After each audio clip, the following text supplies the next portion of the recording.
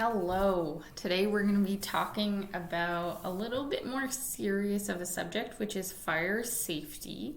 And I'm going to be reading a book called Stop, Drop, and Roll by Margery Cuyler, illustrated by Arthur Howard.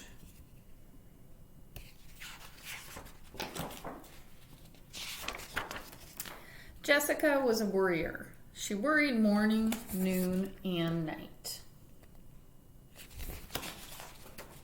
She worried about her spelling homework and learning new steps in ballet class. And remembering to fill her dog's water dish and waking up in time for school.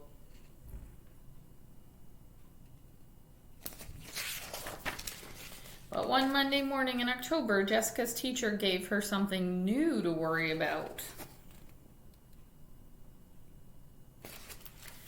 It's Fire Prevention Week, explained Mr. Martin. So for the next few days, we're going to talk about fire safety. Uh-oh, groaned Jessica. And this Friday, Mr. Martin continued, we've been asked to share what we've learned with the entire school. Oh no, moaned Jessica. Let's begin with smoke alarms, said Mr. Martin. Your home should have them on every floor. Automatic fire sprinklers are a good idea too. Smoke alarms, sprinklers, Jessica had never seen either in her house. Your family should also have escape plans in case of a fire, said Mr. Martin, and fire drills so everyone knows what to do. Jessica chewed her pencil in half. Escape plans? Now she was really worried. That night, Jessica announced, there's a big problem in this house. We have no smoke alarms and no sprinkler systems. We don't even have an escape plan. If there was a fire, we'd be in trouble. Her mother puckered her forehead. I remember buying smoke alarms, but I guess we never got around to installing them. And we talked about finding someone to put in sprinklers, added Dad, but we're always too busy to make an appointment. And what about extra batteries for the alarms, reminded Laura. Yeah, said Tom, we need to keep more batteries around here. Jessica twisted her napkin. She knew the real reason Tom wanted more batteries around. His birthday was in 3 days. He wanted batteries for his presents. But fire safety was more important than birthday toys, wasn't it? We've got to do something about this now, warned Jessica. You're right, said Mom. After dinner, we'll make escape plans and find those smoke alarms. And tomorrow, I'll get extra batteries and make arrangements for a sprinkler system, said Dad. But Jessica still felt too worried to sleep. She tossed and turned all night.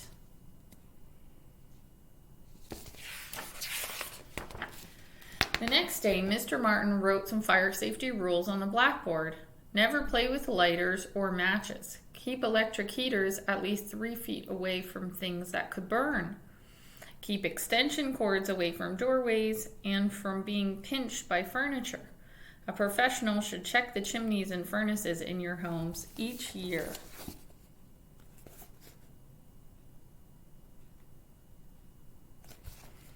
Blah, blah, blah. Mr. Martin went on and on until Jessica had to cover her ears. She'd never be able to remember so many things. At dinner, Jessica asked, have we ever had our chimney checked? Yes, answered Dad, when we bought the house. But Mr. Martin says it should be checked every year, said Jessica. The furnace, too. Dad sighed. I'll put them on my list of things to do. But that didn't stop Jessica from worrying. She went through the entire house checking cords and smoke alarm batteries, and she had another sleepless night imagining all the things that could go wrong. On Wednesday, Mr. Martin had even more fire safety rules. Heat makes smoke rise, so if you're in a fire, you must crawl under the smoke where the air is cleaner. And when you reach a door, touch it. If it feels cool, it's safe to open. Jessica tugged at a barrette. What if the door felt warm? What should I do then? If the door's warm, continued Mr. Martin, don't open it. Find a window and call for help. Then wait for a firefighter to come and tell you what to do.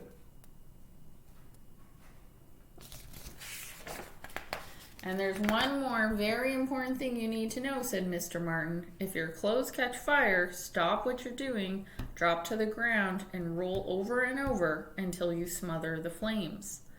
Catch fire. Jessica had never been so worried in her life. Stop, drop, roll.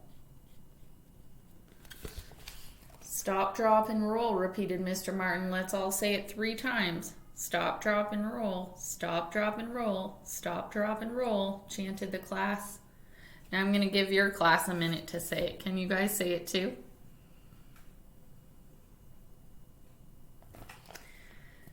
All except Jessica. Her worries had twisted her tongue into a big knot.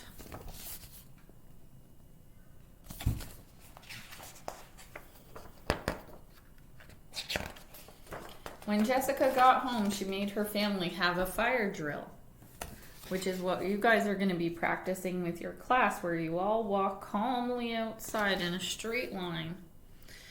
Then she rechecked all the electrical cords, tested the batteries and all the smoke alarms, and made double sure that there were no matches lying around. Afterwards, Jessica felt a little better, but she still couldn't get Mr. Martin's words from class right. Stop, slop, and troll, mop, pop, and bowl. The harder Jessica tried, the worse she did. But she went to sleep feeling a little better. At least she knew what to do if there was a fire during the night. So here she is trying to remember the words, and she's getting them wrong. Stop, slop, and troll, mop, pop, and bowl. But your class knows what they are, don't you? Say it. Then on Thursday, disaster struck. Mr. Martin asked Jessica to demonstrate stop, drop, and roll at the assembly the next day. Why me, thought Jessica. On the bus home, she tried to practice the words stop, flop, and roll, flop, mop, and stroll, stop, pop, and hole, but they kept coming out wrong. There she is again, and she's getting them wrong again. Jessica was so worried about the assembly that she couldn't even enjoy Tom's birthday party. Stop, drop, and mole. Slop, drop, and hole. Plop, mop, and stroll, she muttered to herself. Because of all her muttering, she didn't even notice when Mom brought in the cake. It had 7 big candles on it. 6 were for Tom's 6th birthday, and 1 was for him to wish on.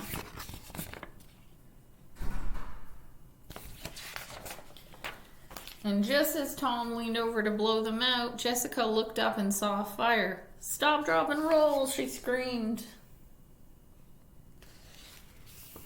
Immediately, Tom stopped blowing and dropped to the floor. But before he rolled, Jessica saw that Tom wasn't on fire at all. Jessica's worries had gotten the best of her. She was so embarrassed.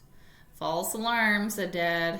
Phew, said Mom, you gave me quite a scare. I'm sorry, said Jessica, but I thought. You thought quickly, interrupted Dad. That's good, because it's better to be safe than sorry. Besides, added Laura, you finally said it right.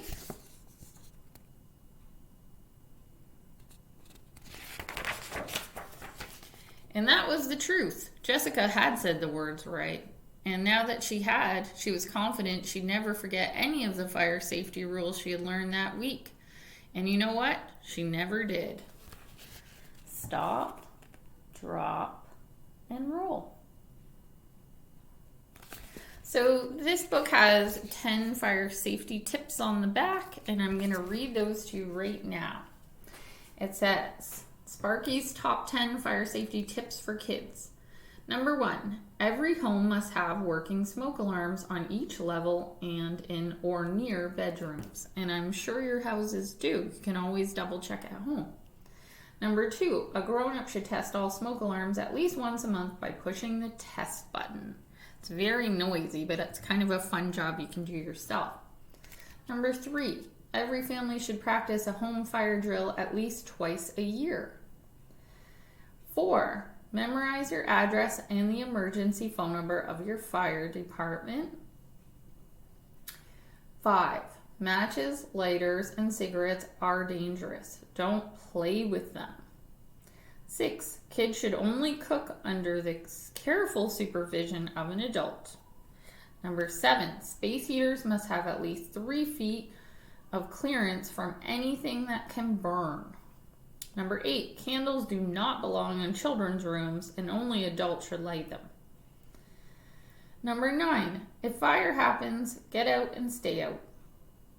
And number 10. Stop, drop, and roll if your clothing should catch on fire. Now I'm including on this page a video about fire safety for your class to watch. And you and your class will probably be practicing a drill today or in the near future. So make sure that you understand the rules and everybody stay safe. Have a great day. Bye.